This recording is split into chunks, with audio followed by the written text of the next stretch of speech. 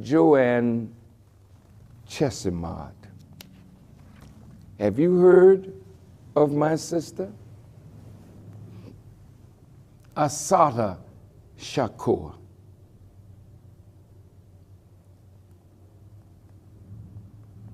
A political prisoner.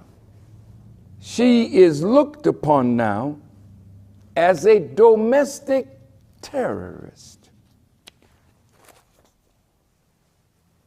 I met her when I was in Cuba. I talked with my sister. She terrorizes nobody. Why then would the Justice Department of the government of the United States make this sister a domestic terrorist? Here's what Joanne Chesimard said. I'm using her slave name, but I'm going to quote something from her. Her real name, that is an African name, Assata Shakur.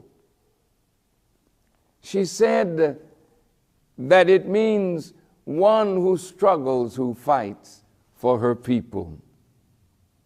She's now 65 years of age. They are offering $2 million for her capture.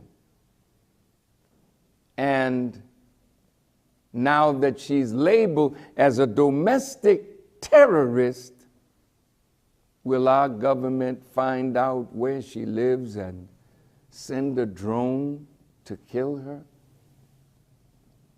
Will you send people into Cuba to try to harm her and bring her back to America as a domestic terrorist? Listen to what she said. I had long ago become convinced that revolution was a science. Generalities were no longer enough for me. Like my comrades, I believed that a higher level of political sophistication was necessary and that unity in the black community had become a priority. We could never afford to forget the lessons we had learned from the counterintelligence program of the United States government. As far as I was concerned, building a sense of national consciousness was one of the most important tasks that lay ahead of us. I couldn't see how we could seriously struggle without having a strong sense of collectivity, without being responsible for and to each other. She went on to say, hip-hop can be a very powerful weapon. It was so powerful. I'm digressing from her words, that the enemy sought to turn it from a weapon of consciousness for our people into a weapon that glorified thug life, that glorified drug life, that glorified where the enemy had placed us in what Dr. King called a sanctuary of criminal activity. She goes on to say, the government recognized immediately that rap music has enormous revolutionary potential. Certain politicians got on the bandwagon to attack rappers like Sister Souljah. Do you remember her? And NWA.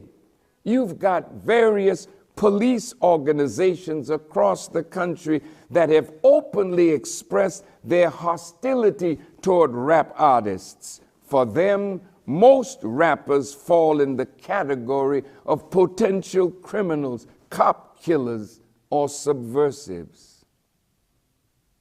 Sister Assata Shakur says, I am a black revolutionary woman. And because of this, I have been charged with and accused of every alleged crime in which a woman was believed to have participated.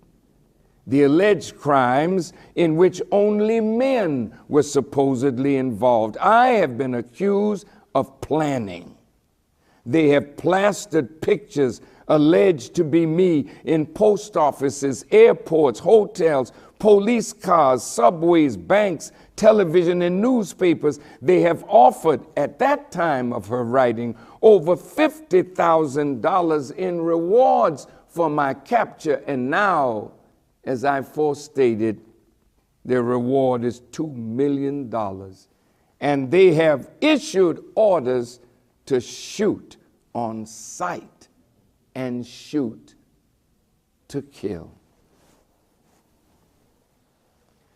Let me ask a question. What happened in the Justice Department that you would label my sister a domestic terrorist? What did she do? She's been in Cuba for nearly 30 years. Who did she terrorize? Who did she involve in a plot to overthrow this government that you could label her a domestic terrorist? My. Some of you have said you believe that she's been feeding stuff to people that are against the government of America. You believe? You don't classify people on a belief. You classify people on actual facts. What are the actual facts of our sister living in Cuba because she can't come back to the place of her birth because of what you have falsely labeled her?